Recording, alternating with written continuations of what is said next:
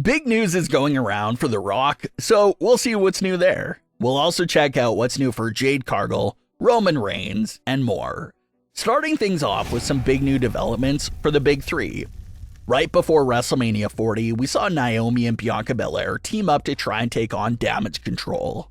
But Naomi and Bianca couldn't really do much to them since they kept getting outnumbered by Damage Control.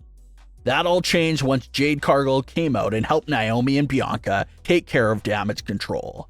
The group then came together as a trio that called themselves the Big Three. They fought together at WrestleMania 40 and took down the reigning women's tag team champions.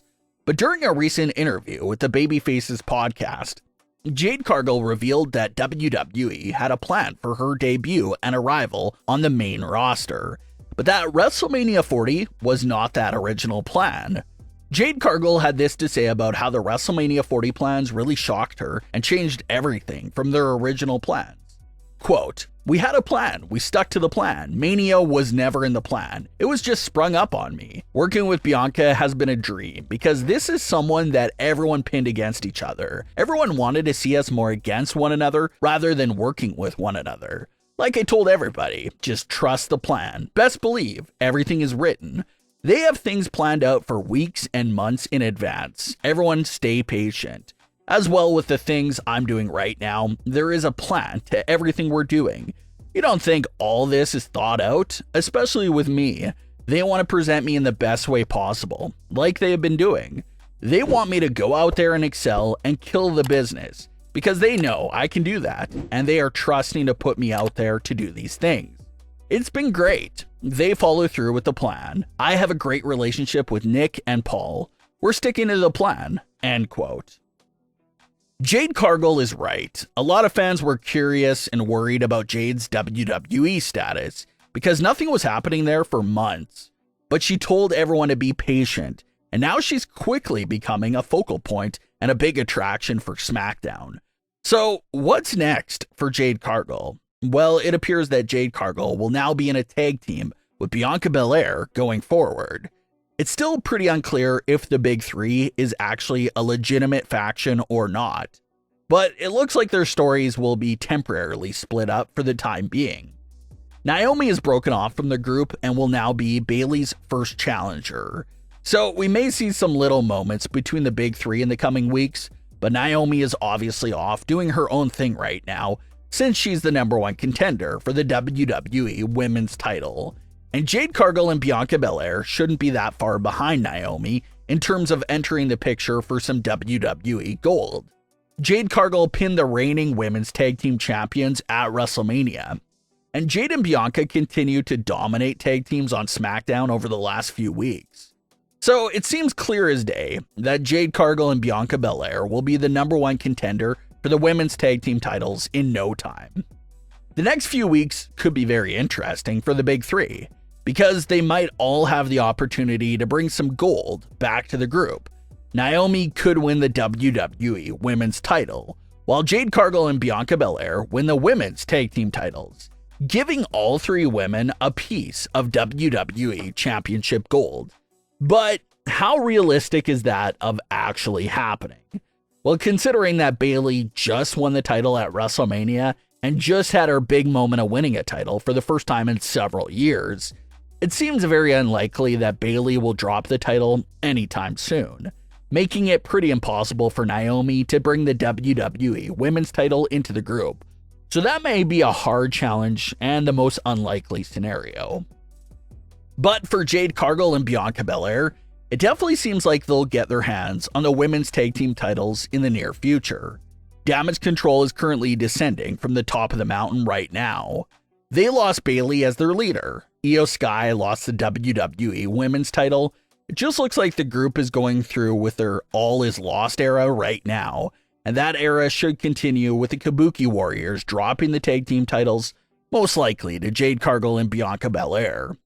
Something like that will keep the storyline of Damage Control's downfall going, while giving Jade Cargill her first WWE title, and giving the women's tag team scene some exciting new faces for the division. A lot of fans also wonder if WWE could be playing the long game here with Bianca Belair and Jade Cargill. Could they turn all this success that they're having together right now into some deep backstory for a feud against each other? Jade Cargill and Bianca Belair had a very intense and viral face-off during the 2024 Royal Rumble match. So even though that they're standing together on the same side of the ring right now, everyone figures that WWE will eventually turn back to that money-making matchup down the line. So maybe they do have a nice and strong dominant run as women's tag team champions together, but maybe it gets to the point where they start bumping heads, and just maybe, that sets the stage for Bianca versus Jade Cargill at WrestleMania 41. And that match would be interesting, because Bianca does have an undefeated streak going at WrestleMania of 4 wins, 0 losses. So, will they give Jade Cargill the honor of snapping Bianca's WrestleMania undefeated streak? And in the other Jade Cargill related news, she revealed on Twitter that she's been going back and forth between the short hair and the bob cut hairstyle on WWE television, because she can't really decide which style to use full time in the ring. But she did run a poll recently, and the bob cut won. So it looks like Jade Cargill will be sticking with that hairstyle as her main WWE look. There's been an update regarding Roman Reigns' status. A lot of fans have been still trying to figure out a timetable for Roman's WWE return. A lot of fans were holding on to that advertised Smackdown in August as Roman's return date, but new reports claim that there's currently no return timetable for Roman's WWE return, and that he's considered to be out indefinitely on this current hiatus that he's on. So no time frame at all for Roman, but fans theorize and speculate that maybe he will be back by the summertime. But for the time being, all anyone can do is guess and assume. Triple H recently spoke with SBJ, and he opened up about working with The Rock for WrestleMania 40. He says WWE was thrilled to have The Rock involved with WrestleMania, and how it was so great to work with him to bring the vision to life. Triple H even dropped confirmation that The Rock will be back, and teased what's next for his storyline.